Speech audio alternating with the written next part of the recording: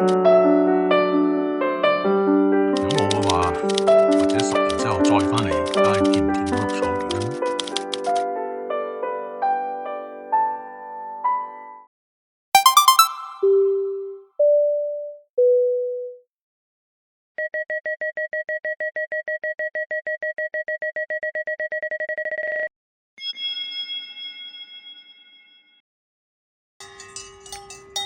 今朝早我哋喺慕尼克出發，開車向南前往新天鵝堡。但係喺到達新天鵝堡之前呢，我哋就首先嚟到呢一座教堂——維斯朝聖教堂 （Whiskeshire）。呢一座 Whiskeshire 維斯朝聖教堂位於德國巴伐利亞州嘅 Steingarten， 距離新天鵝堡大概半個鐘頭嘅車程。呢一座教堂建於1745至1754年之間，係一座典型嘅德國洛可可風格建築，內部裝潢華麗無比，極具藝術價值。佢之所以成為朝聖嘅聖地呢，源於教堂裏邊供奉住一尊受鞭打嘅救世主雕像。呢一尊救世主雕像由一對兄弟喺1730年雕刻完成，而傳說中嘅奇蹟咧就發生喺1738年嘅6月14號。一位女農民聲稱喺救世主嘅雕像眼裏邊咧見到有淚水。消息傳開咗之後咧，就引嚟咗好多禮拜以及朝聖嘅人潮。為咗接待呢啲蜂擁而至嘅信徒，最初佢哋就喺呢度修建咗一座小禮拜堂。到咗1745年，當地開始興建今日嘅維斯朝聖教堂。呢一座壯麗嘅建築咧就成為咗歷史以及信仰嘅象徵，並且喺1983年被列入為世界文化遺產名錄。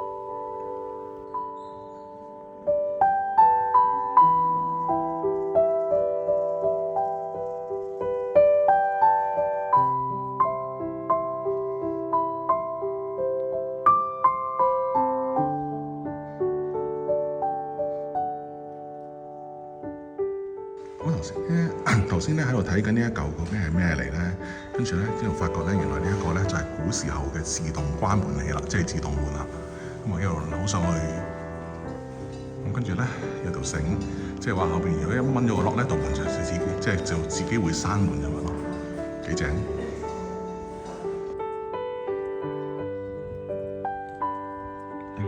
打蝦膠。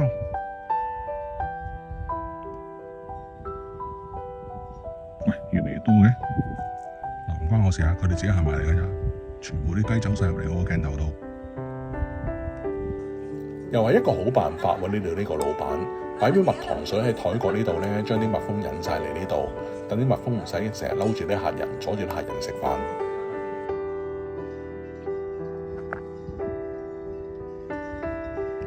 好啦，我哋而家就食完 lunch 啦，咁啊而家就準備開車向新天鵝堡出發，好似唔係揸好遠，我揸半個鐘頭到就到㗎啦。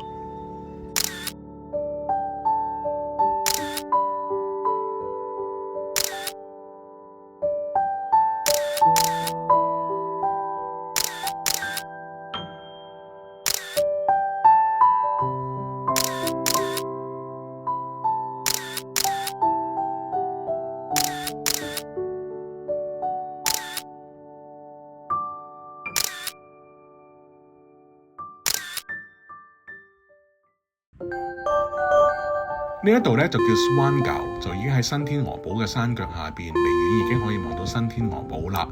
咁我而家企呢個位咧就係我好中意嘅嗰個教堂啦，呢個聖 Coleman Church 嗰個門口啦。咁啊，而家喺度望一望先，一陣間咧就開車上去上邊啦。有啲感慨。咁今次咧就係第3次嚟新天鵝堡啦。咁啊，我第一次嚟嗰陣時咧就係2010年，咁當時有大風雪，呢個位望出去咧係一片冰天雪地，完全係白蒙蒙一片嘅。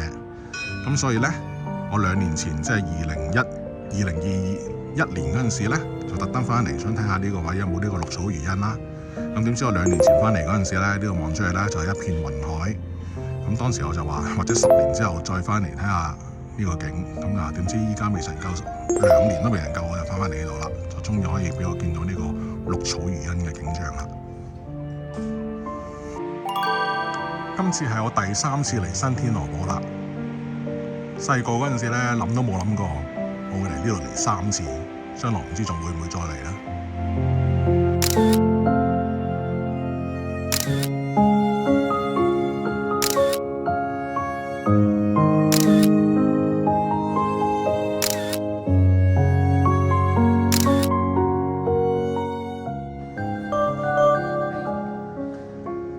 呢一度咧就係 Fulton，就喺呢個新天鵝堡山腳下邊嗰個鎮嚟嘅。咁好記得啦，2年前咧我就去到新天鵝堡嗰間酒店嗰陣時咧就遲到啦，遲咗上去，咁嗰啲 reception 防曬工搞到我冇得 check in，咁所以咧我就流浪咗嚟呢個小鎮 Fulton 呢一度咧就揾酒店住，咁所以而家翻嚟呢度咧感覺上都係覺得好親切嘅呢一度。好啦，呢度就係 Fulton 嘅 City Hall。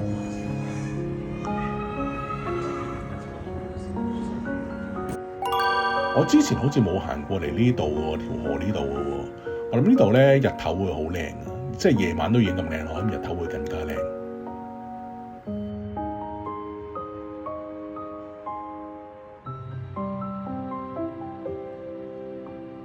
我想問下，點解要將個氣字福氣個氣字調轉咗嚟寫啦？而家調轉咗嚟寫，我點睇都睇到嗰個係個屎字喎。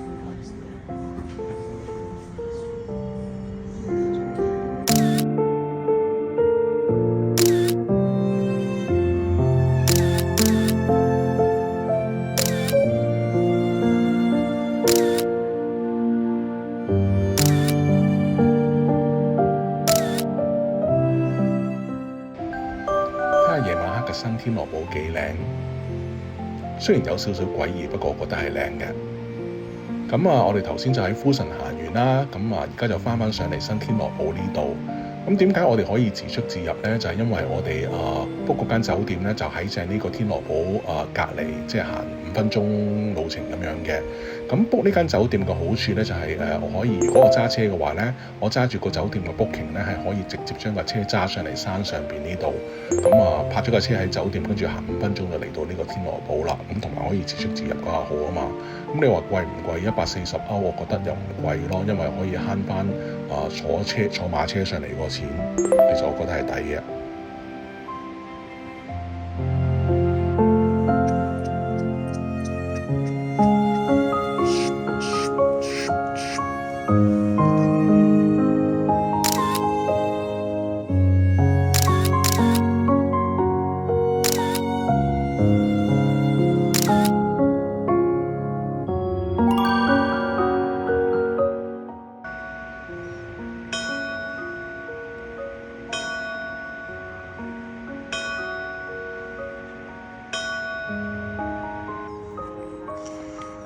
好，今次咧就行咗另外一邊，行上去呢個 Mariam Bridge 嗰邊，咁嘅沿途咧呢個有個好靚嘅景，就可以望到呢個高天鵝堡同埋後邊嗰個湖啦。咁呢個景都幾靚噶，後邊啲山又靚，個湖又靚。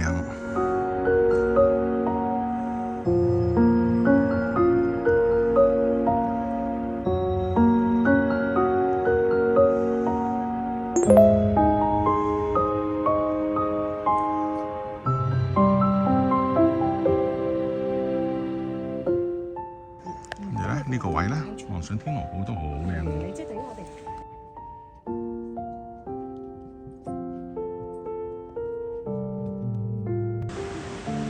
好啦，上次2年前嚟呢，呢個 Mariam Bridge 就維修緊，咁終於今次咧就開咗啦。咁今次就可以上咗嚟呢個 Mariam Bridge 睇呢個城堡，用呢個角度嚟睇。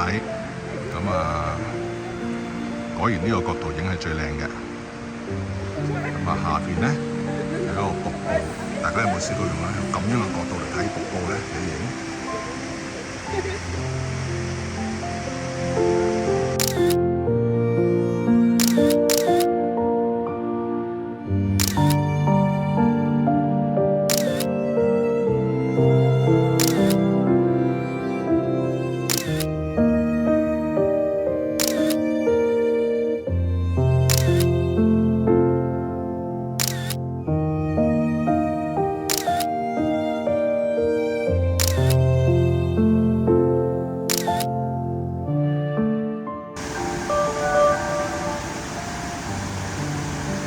我哋離開咗新天鵝堡啦，咁我哋就揸車向奧地利進發，就我哋準備去呢個Suspis 嗰個山嗰度。咁揸下車咧，我哋喺夫神呢度咧，經過見到有個停車場，有好多人喺度泊車啦喎，咁我哋就停低架車落嚟睇下呢度有咩睇啦。咁咧就發現原來咧有個好靚嘅瀑布喺度嘅。咁呢個瀑布咧原來就叫做Lech Falls。呢條就叫 Lech River， 就係經過夫神嗰條河啦。呢度個瀑布就好靚嘅。離開咗新天鵝堡咧，我哋就向南行，跨過咗德國邊境嚟到奧地利啦。我哋而家嘅目的地咧就係坐纜車上去呢個山上邊呢個德國嘅最高峰 Suspis 楚格峰。咁點解我哋嚟咗奧地利又會翻去德國咧？就係因為喺上邊咧楚格峰上邊咧嗰個旅遊區其實就係都係德國同奧地利嘅邊境嚟嘅，可以喺兩個國家之間行去嘅喺上邊。咁一樣嘢要記住嘅咧就係坐纜車咧，我哋頭先其實係去錯地方㗎。我係頭先揾咗第二個纜車站咧，原來嗰個纜車就唔係上 Suspis 嘅，係去另外一個滑雪場。咁所以記住咧，如果坐纜車係要嚟呢個 Obermoos 嘅地方坐纜車嘅。呢一架纜車咧就係上呢個 Suspis 嘅啦，都幾大架嘅呢架嘢都。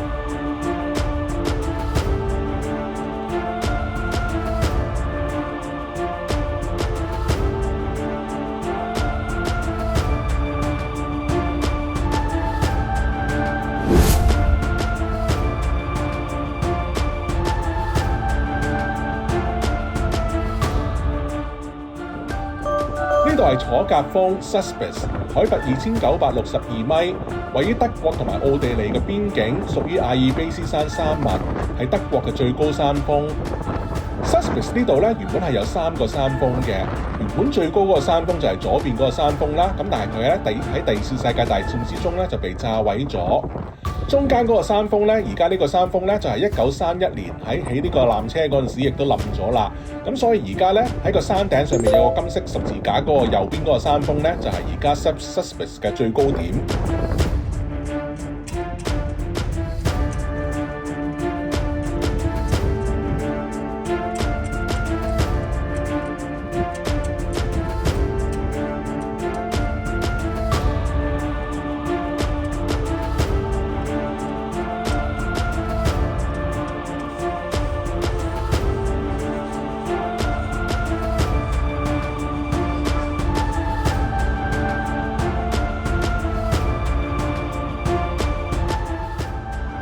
我而家就行緊去德國啦，幾型！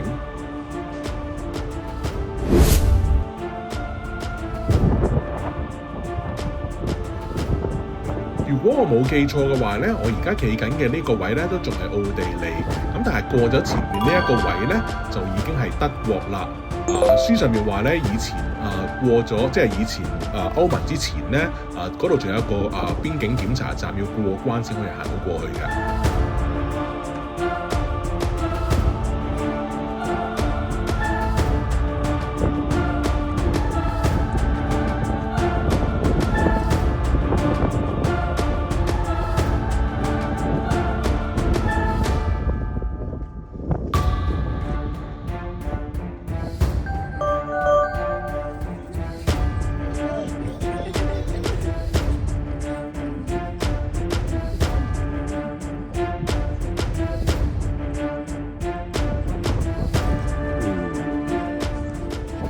喺對面有個金色十字架嘅呢一個位咧，就係 Suspis 嘅最高點，亦都即係德國嘅最高峰。咁係可以行過去或者喺嗰度擒上去嘅。咁但係咧你問我上唔上去咧，我就算啦，冇搞我啦。